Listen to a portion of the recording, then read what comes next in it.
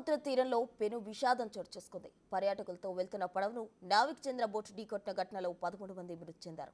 ఈ విషయాన్ని మహారాష్ట్ర సీఎం దేవేంద్ర ఫడ్నవీస్ అధికారికంగా ప్రకటించారు. ఈ ఘటనలో 101 మందిని కాపాడినట్టు తెలిపారు. చనిపోయిన వారిలో 10 మంది పర్యాటకులు అవ్వగా 3 నావీ సిబ్బంది ఉన్నట్టు ప్రకటించారు.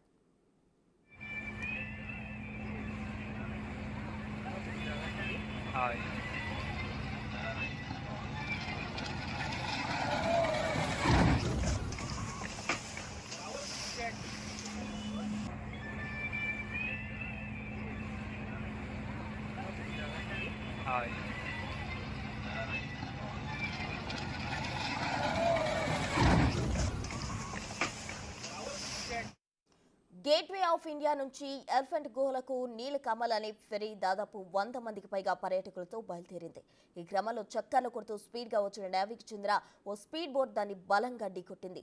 దాంతో ఫెరీ సముద్రంలో మునిగిపోయింది. ఈ ఘటనలో మృతుల సంఖ్య 13కు చేరింది. అయితే ఘటనా సమయంలో ఫెరీతో పాటు నావీ బోట్లో ఎంతమంది ఉన్నారనే విషయంపై ఇంకా క్లారిటీ రాలేదు.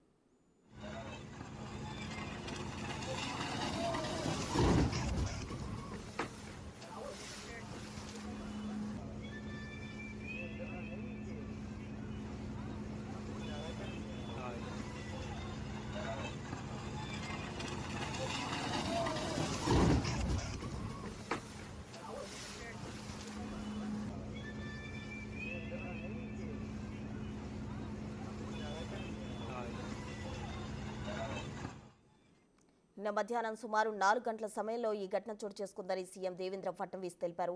రాత్రి 7:30 గంటల సమయానికి 101 మందిని సురక్షితంగా కాపాడగా 13 మంది ప్రాణాలు కోల్పోయారన్నారు. ఈ ఘటనలో తీవ్ర గాయాలైన వారిని నేవీ ఆసుపత్రిలో చికిత్స అందిస్తున్నట్టు తెలిపారు. మృతుల కుటుంబాలకు సీఎం సహాయ నిధి ద్వారా 5 లక్షల చొప్పున పరిహారం ప్రకటించారు.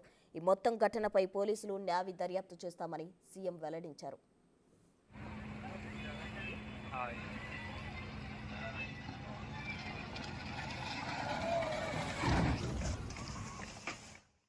एलिफेंट अच्छे से गेटवे वाली थी पलटी हुई है। మరోవైపు ఈ ఘటన గురించి తెలిసిన వెంటనే రెస్క్యూ బృందాలు భారీ ఆపరేషన్ చేపట్టాయి. 11 నావీ పడవలతో సహా తీర ప్రాంత దళాలకు చెందిన 3 పడవలు 4 హెలికాప్టర్లు కూడా ఈ ఆపరేషన్లో పాల్గొన్నాయి. పోర్టు అధికారులు, కోస్ట్ గార్డ్, మత్స్యకారుల సహాయక చర్యల్లో పాల్గొని 101 మందిని కాపాడాయి.